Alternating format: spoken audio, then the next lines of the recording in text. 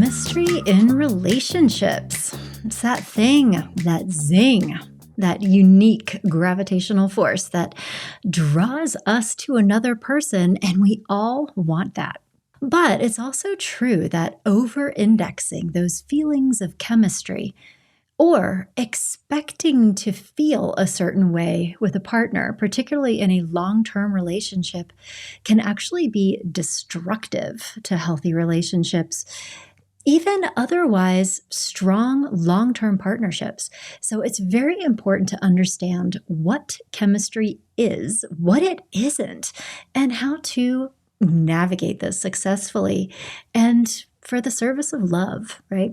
So on today's show, we are unpacking chemistry in relationships. You will learn what it really means, what it doesn't mean, and then how to use this knowledge to have a genuinely healthy and enduring partnership.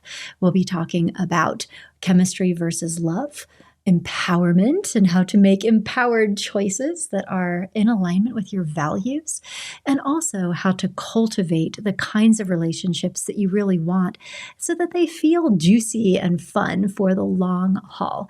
And we'll be wrapping it up with some takeaways and recommendations that hopefully you can put to use in your life. I mean, my hope is that by the end of our time together today, you'll come away with some empowering, new awarenesses and also some action items if you've discovered any things that might be growth opportunities for you. So if this is your first time listening, thank you for being with me today. I'm Lisa Marie Bobby, Dr. Lisa Marie Bobby. I'm a licensed psychologist, a marriage and family therapist, a board certified coach. I'm the founder of Growing Self Counseling and Coaching. And I'm also the author of a book, this is relevant, called Exaholics: Breaking Your Addiction to an Ex-Love. And I will tell you that I have experience as a marriage counselor, therapist, coach, all these things, but I did not really understand chemistry in relationships, right? Like that biologically based attraction, what it was for, how it worked, until I dove in deeply to doing the research for my Exaholics book. In order to get there and develop that understanding, I actually had to look outside of the disciplines of psychology, of marriage and family therapy, and actually go back into my original. I have an undergrad degree in biology. The answers were in biology. I did not know any of this before I began my research, and I had so many aha moments that really transformed the way I understood this issue and transformed the way that I worked with people who were dealing with breakups and divorces and helping them detach emotionally from other people. Also, people seeking to create new relationships in my role as a dating coach. And also, certainly, people in toxic relationships. This can be a very salient factor. And then certainly in long-term married couples or committed couples who are struggling with this issue. As soon as I really learned and kind of put some of these pieces together for myself, I felt very empowered to be more helpful with people. And so I'm just excited today to be able to share some of this with you, to just give you a little preview of where this viewpoint is coming from, because you might not hear the same viewpoint in other spaces. I just wanted to prepare you for that, but the basis for it. So with that in mind, let's dive into this topic. This is important, and I'm excited to make this for you because I know it's also been on your mind. I hear from you through social media, Instagram, Facebook, through my website, growingself.com, lots of questions related to chemistry. People trying to understand what it means, what they should take guidance from, trying to make life decisions based on their experience of chemistry. And hopefully by the end of today's episode, you'll have gotten some of the answers that you're looking for, because I felt that it was worthy of doing an entire episode on this. So to get into it, what is chemistry? Right? It's difficult to define in some ways, honestly, because it's kind of elusive, but it's so powerful when it's happening. And I think it can be summed up as like this almost magnetic force of attraction that can draw us in, right? We're going to lean closer. It says, come near me when we're experiencing it, but it's like hard to articulate almost. It's just like this. I feel more awake being around you all of a sudden. Certainly, there can be a sexual kind of interest to it, but also sometimes a feeling of kindred spirits, like, I don't know, just some sort of sparkle that happens between two people. And it's really exciting when it happens. It's fun, right? And it is also true that it can be a very double-edged sword. Chemistry can destroy just as much as it builds, and understanding that will help you navigate some situations that could potentially have a major impact on, not to sound overly dramatic, but it's true, like the trajectory of your life if you don't wrap your head around what chemistry means. And so, it's at a basic level, like a feeling of attraction, right? But what I think is less understood is that overemphasizing chemistry, like making major life decisions based on the presence or absence of these heightened feelings of chemistry, can damage a lot. It can blow up marriages. It can get you into really unhealthy relationships.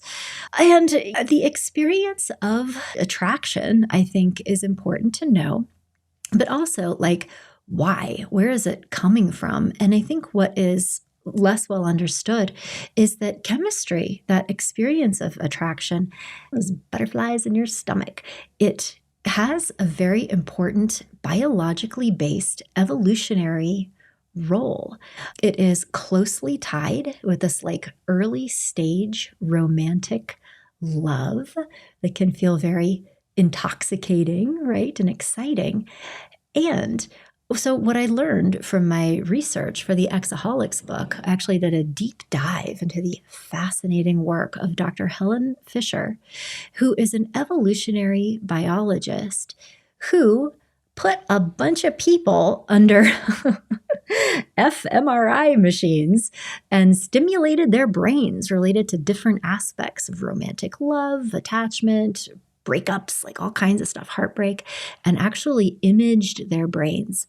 And what she discovered is that we all have neural networks inside of our brains that were built for the purpose of bonding to other humans, which, when you think about it, makes so much sense because we are designed to develop extremely strong attachment bonds to other humans. If we didn't have that, we wouldn't have survived as a species. I mean, we need to stay connected to each other to survive. That's partnership bonds, pair bonds, bonds between parents and children, but also even just collective bonds. I mean, human beings have big brains, but that's about it in terms of like our abilities to survive in the natural world compared to like lions and tigers and bears. But what we do have, in addition to our brains, we have each other and our ability to form and maintain like, functional, cohesive tribes, collectives. Is why we've gotten as far as we have from an evolutionary scale. So because of the importance of all these things, there are very well-developed systems in our brains and our bodies that exist for the purpose of bonding you to other people. And this experience of chemistry is actually one of them.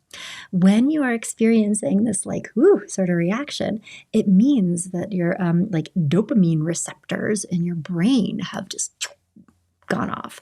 And interestingly, it's these same brain structures that substances of abuse will gleefully hijack to like create these like magical moments and high feelings. Like, so for example, if you do stimulant drugs, so cocaine, other things in that realm, it stimulates the same part of your brain as this early stage romantic love experience that we think of as chemistry. That's the reason why substances of abuse are addictive, is because like there are things in our brain that were actually created for bonding with other humans that substances are like artificially stimulate. When I learned that, I just thought that was super interesting and explains to me like the attachment that people will develop to their substances. But anyway, okay, veering back from that tangent. It's also important, I think, to understand the role that it plays. So when we are experiencing that early stage romantic interest, that infatuation, it's exciting, giddy, intoxicating. It comes with thinking about another person, feeling excited in their presence, oftentimes feeling like anxious in their presence. I think it's under recognized how much anxiety has to do with this experience. And it is important to know that this is only the very beginning stage of what could evolve into a very deeper attachment bond and what I think of as true love. It is not the same thing as love. And I think it's important to say out loud that in our culture, we have been taught to believe that chemistry, like kind of experience, is what love should be. That's what we see in movies or hear in stories, and we're conditioned to expect that this is normal for many, many people. People I've worked with in therapy, coaching, dating coaching, and relationship counseling, like they have these expectations. If I love someone, if we are in love, I should be having this chemistry experience. And if I'm not experiencing this heightened state, it means that something is wrong. That isn't true at all. It's important to, again, to know chemistry is like the first thing that like gets your attention enough so you stay in the ring with somebody long enough to get to know them, to develop an attachment bond, to procreate, right? And then there are deeper stages that come after that.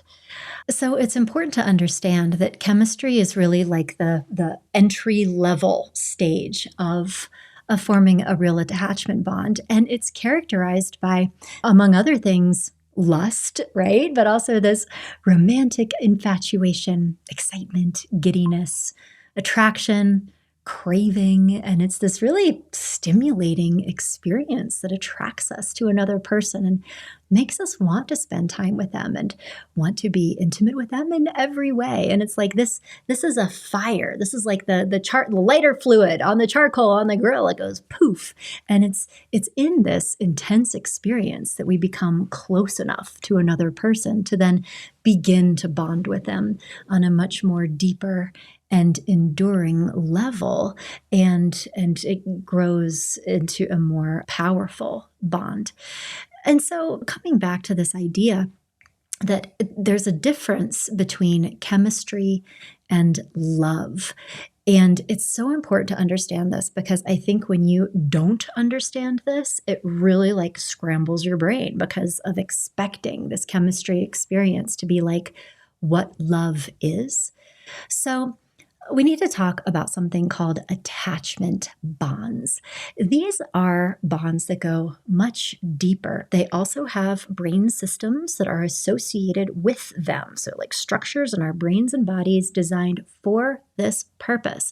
When Dr. Fisher put people under those MRI machines, she discovered that those brain systems were actually the same ones that were activated when people use opiates.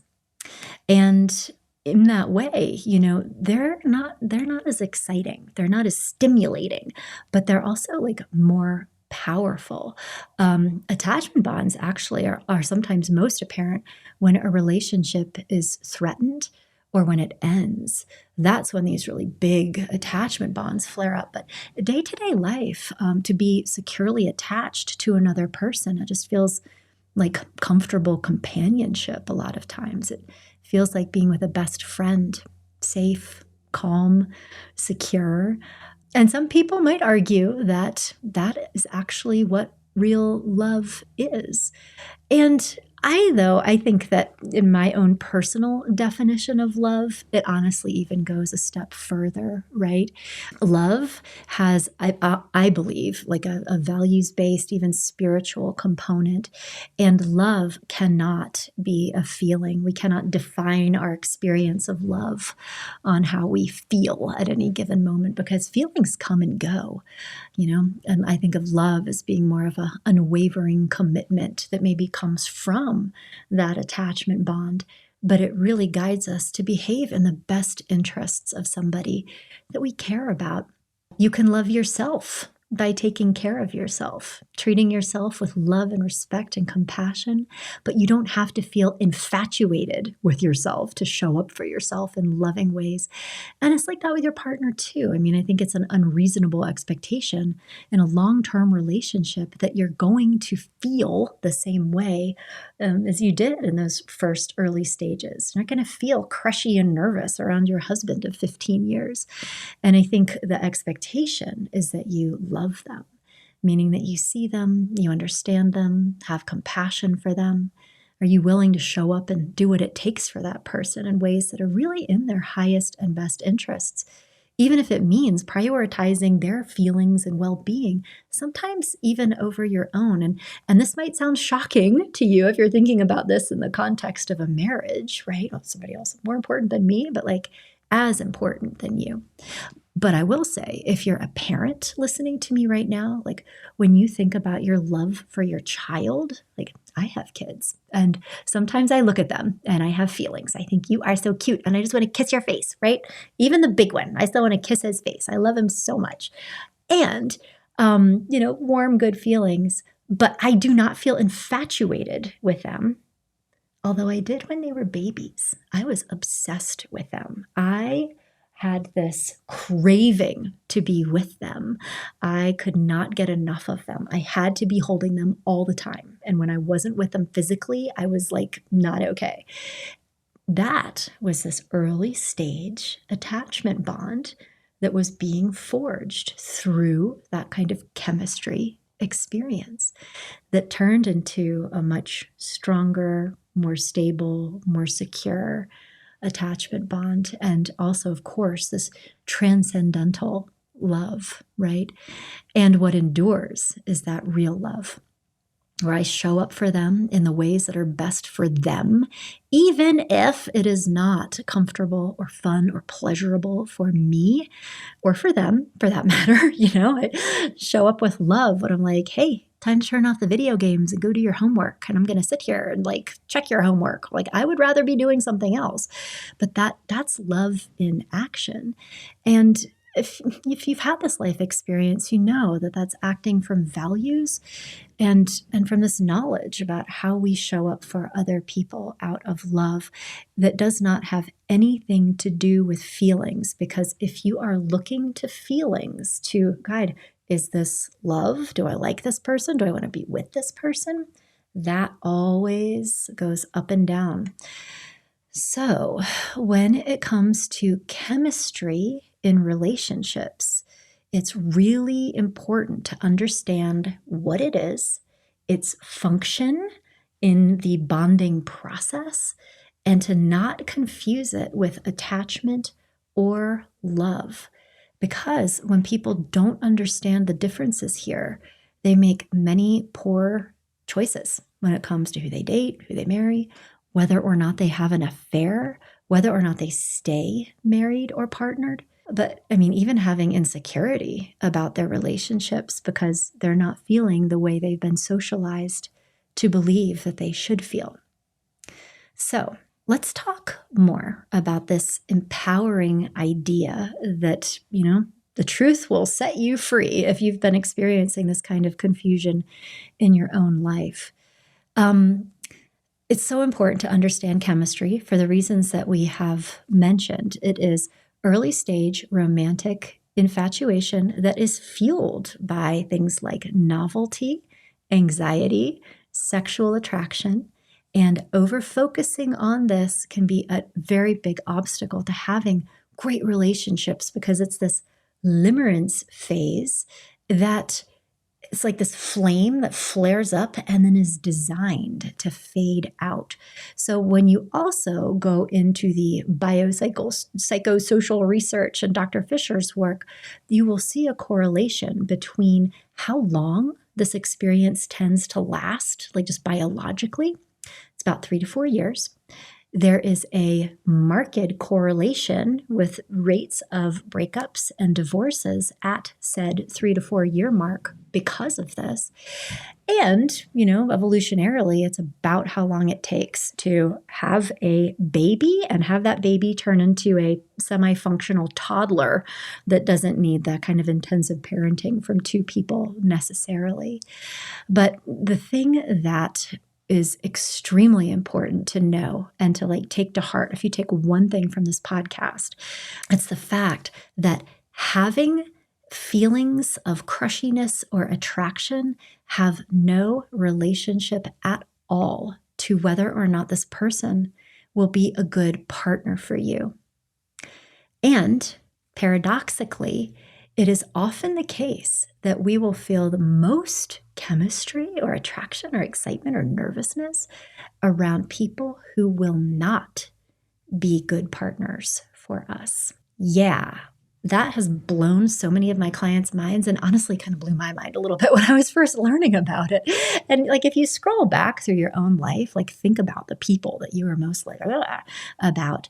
Not the best people, right? Many times at the root of a toxic relationship or an addictive relationship, there is this intense infatuation and kind of chemistry, sexual bond with somebody who does not have the kind of character that would sustain a healthy long-term relationship.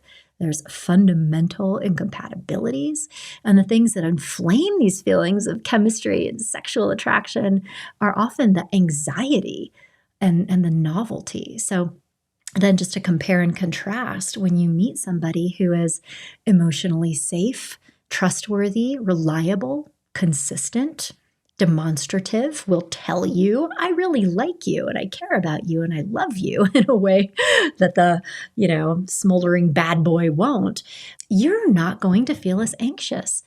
And therefore, you're not going to feel as chemistry attracted to them as you would with somebody who you didn't quite know how they were feeling.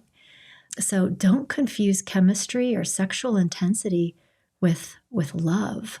And I just want to say this out loud because I often have clients who are dating, coming to me from a history of having relationships that didn't end well for them, and they're feeling frustrated, they want to meet their person. And so part of my role, my service as a dating coach, is unpacking all this, do a relationship history, tell me the story. How do they start? What happened in the middle? How do they end? And I'm looking for themes. And, through this, we're kind of identifying who are the type of person that you're attracted to and what are you prioritizing when you're dating. And almost to a person, when people are struggling in dating, they are seeking these feelings of chemistry. They're using this as a benchmark around, could this be my person?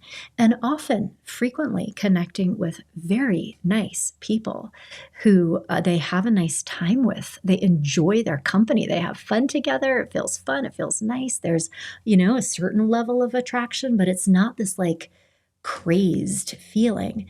And because it's not that crazed feeling, they think, oh, well, this couldn't possibly be the right person for me because I should feel obsessed with them, right? No, that is not true. And it's breaking those expectations is an extremely important part of their development, of the mindset that will help them actually connect with somebody who's going to be an amazing partner for them and the real love of their life. So that's just important to consider. If you are in a situation where you're dating, I would advise thinking a lot more deeply about character than you are with chemistry.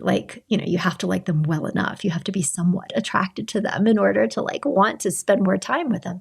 But to be thinking about, does this person have compatible values? Are they a good person? Would they be a good friend to me? Is this somebody that I could build a life with? Do we have other things in common? And not just like hobbies and stuff like that. Do we have a shared outlook on life? Is this somebody that I respect? Can I trust them? I mean, these are the kinds of questions and the things to think about that are much more enduring and much more important when it comes to a happy and satisfying long-term relationship. Are they emotionally available, emotionally intelligent, emotionally safe? Are they responsive to me? If I have an issue and want to talk about something, can they stay in the ring with me? And compared to relationships that are forged in this fire of chemistry, and that's all that's there, they tend to be very unstable. They don't have a strong foundation. They tend to be stressful and rocky and reactive, and they don't last. So it's important to look beyond chemistry in order to make good choices. And the first step of that is realizing that that romantic infatuation is not the same thing as love. They are not healthy relationship indicators. And that if you're having big, inflamed attraction feelings for somebody, it can also obscure the reality of who and what they are, what they're capable of, what the potential of the relationship is. So I just wanted to say that out loud so that you have self-awareness around that and can like kind of take the infatuation glasses off and look at situations more clearly. And then the other important thing to know goes beyond like making choices about who to be with.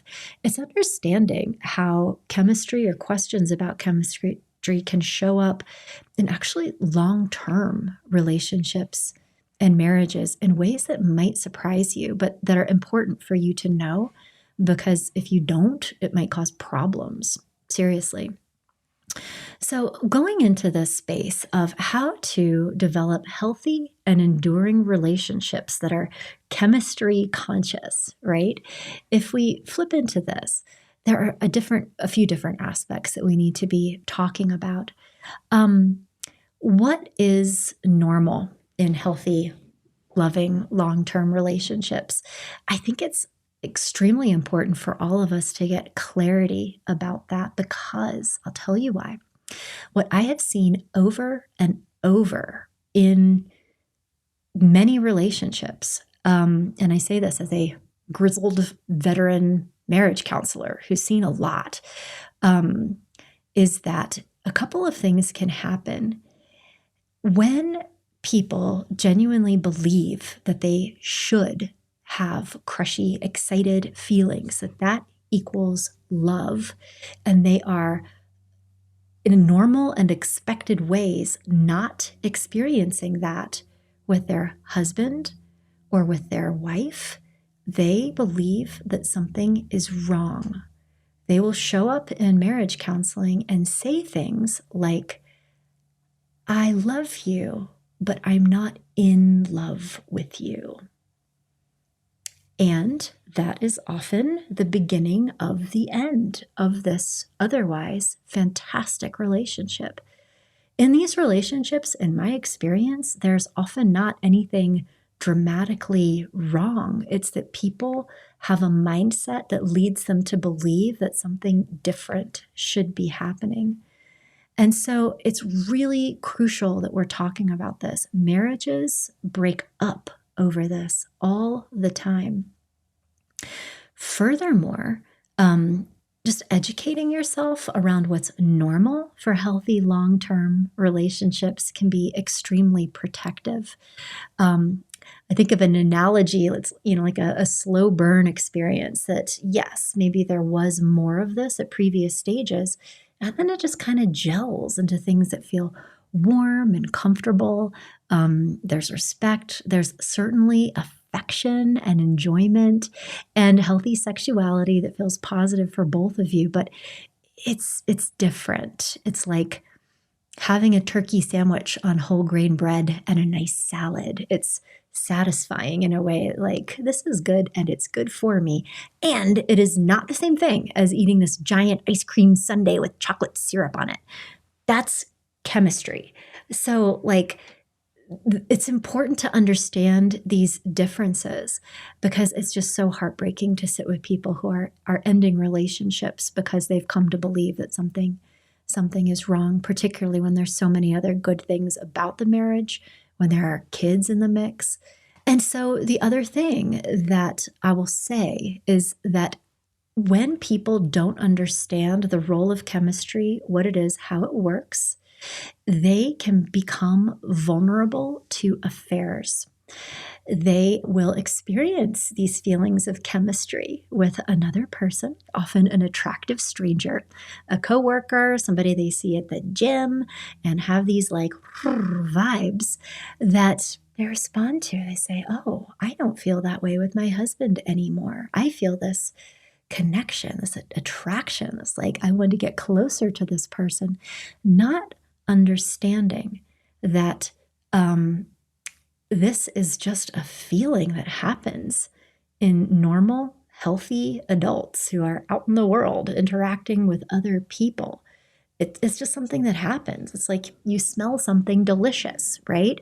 If you're out in the world talking to other attractive people, sooner or later, you're going to be like, ooh, zinger, and find yourself thinking about that person and wanting to see that person again and liking the way that felt and wanting to do that more. And that is literally the on-ramp to an affair. That is how affairs start in people who don't understand what chemistry is, how it works, that it just flares up once in a while, that it doesn't mean that this is your soulmate, and who also don't know how to manage it. If this is like something that feels interesting to you, I would love for you to listen to another podcast that I recorded on this subject a while back. It was called What to Do When You're Married and Have a Crush on Someone Else. And I have to tell you, of all of the podcasts that I've ever made, and I have like over 300 and some episodes at this point, I am the most proud of that particular podcast because it does a deep dive into what crushes are, how they work, how affairs start, why we have feelings of attraction for people that we're not married to, even when there's nothing, like literally nothing wrong with the marriage itself. It's just normal. So when people don't understand that, they can very easily get into these entanglements with others in ways that blow up their lives. Sexual affairs, emotional affairs, that's so destructive. And I've had so many people who have listened to that podcast and followed up with me to say, thank you so much. You just kept me from doing something really, really stupid that would have blown up my life. It's like following the Pied Piper, like knowing enough to not do that. And I'll also add that I only know these things because of my research into this biologically based factors. Most, if not all, other therapists, certainly in our practice, like we're talking about these kinds of issues a lot, right? Everybody has the benefit of the research. We're all on the same page here. But many therapists believe that the only reason somebody would feel attracted to someone who's not their partner is because there's something wrong with a relationship. And that's just not true. We just have these chemistry little sensors and they flare up once in a while. So, and if you think back in your own life, maybe you wouldn't say this to anybody else, but you could tell me, I understand. There's been people that you've just had random feelings for. Didn't know why, didn't totally make sense. You notice that, they're kind of attractive. There are many attractive people in the world. So just you're feeling that way because you're normal and healthy. So I just wanted to say this out loud because understanding chemistry and its role and also the risks of over-prioritizing chemistry can really protect you and your relationships from this like grass is greener experience at the expense of your actual relationships, your actual marriage. So going back to prioritizing love. And then lastly, I do also want to talk about some things that we can all do in order to bring some of that juice back into our primary relationships because it is important. And it's also true that relationships can feel more boring than they need to if you're not putting energy into them intentionally. So let's talk about some recommended action steps here. First of all, if you want to have more of that energy in your life, and particularly in your long-term relationship, it's really important to recommit at regular intervals with the intention of love, which says, I want to have a fantastic relationship with this person, and it's not just for me, it's for them too. So, what can I be bringing to the table? What can I take responsibility for that would help me be a great partner for them? Right? If I feel like we've gotten too emotionally distant, what can we do about that? Broaching a courageous conversations and having a talk about the kind of relationship that you want to have with them, and that maybe it would actually be nice to have more fun together or reignite your sexual relationship, having more of that kind of energy in your relationship. Maybe it's as simple as just cultivating more alone time with your partner. Especially consider whether it's time to do some new things together. Going back to this biological machinery, believe it or not, when we have novelty and anxiety in our life experience with another person, that stimulates feelings of chemistry.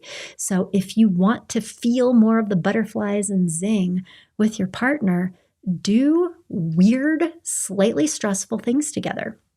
Traveling, going to new places, trying new things, taking a class together. Interestingly, there was a super fascinating social psychology experiment that's very well known.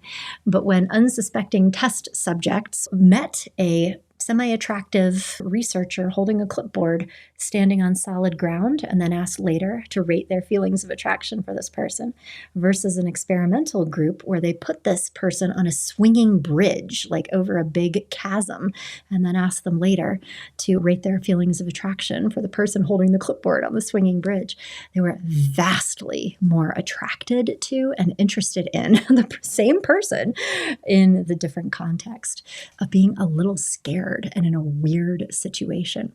So you can kind of goose that in your own relationships by figuring out weird, novel things to do together. And then also, physical intimacy is something else that can really amp up feelings of chemistry and connection and attraction.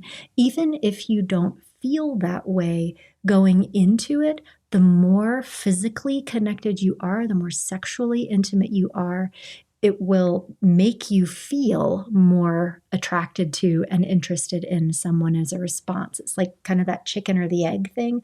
If it feels like it's getting kind of dry or stale in your relationship, have sex first, and you can expect that some of those feelings will follow. So, but being really self-aware of your patterns and in your relationship patterns as well. So those are a bunch of takeaways to help you understand what chemistry is, what it isn't, how to make good choices based on this understanding, how to work with it, how to protect yourself from some of these negative situations that can come from not understanding what chemistry is, and hopefully providing you with some direction. I will also say that if you're in a situation where you could use some expert help in digging into this, so if you are dating and kind of stuck in patterns where you're just not connecting with the kind of people that you can have relationships with, if you've been over-indexing chemistry, if you have been stuck in a toxic relationship that feels very chemically intense to the point that it's difficult to break away from, that's another great reason to come talk to somebody. And then furthermore, if it feels like you and your partner really want to have more of that attraction feeling between you in a normal, healthy, and reasonable way for a long-term relationship, that can be another really important area of growth, particularly if one of you is saying, I love you, but I'm not in love with you. If you ever hear that from your partner, please get them in front of a marriage counselor, such as myself, who understands the things that we're talking about today, who can help rebuild like these really good parts of the relationship, not even rebuild, but like recontextualize the really healthy, wonderful parts of your relationship and have that feel really satisfying and important and special and good, and help create some clarity and awareness that can help maybe the other person walk back from the brink and save them from doing something that might be not good for anybody in long term. If they're about to leave a marriage to go look for this like chemical, like romance thing that they desire, that is not going to end well for anybody. They're going to be disappointed in the end of that if they keep chasing that dragon through the years, right? And people do that all the time. So anyway, I have more advice on all of these topics for you on my website at growingself.com. Come to the blog and podcast page, go into the love collection, and I'd invite you to come into the healthy relationships collection, where you'll find articles around this and more. If you're dating, I have a whole collection just for questions about dating and how to use discernment around some of these issues that might be really helpful for you. And then, of course, if you are dealing with a nasty breakup or a toxic relationship, to somebody, and that the relationship itself was defined by a lot of chemistry, just expect that you might need support in unraveling this and releasing that attachment so that you can move on and create a healthy relationship in the future. Okay, thank you for spending this time with me today. Again, I hope it was helpful. I am excited to hear your follow-up responses, reactions, questions, things you'd like to hear more about, or any feedback from me. You can get in touch with me at growingself.com or through social media as well. I am here. All right, thanks.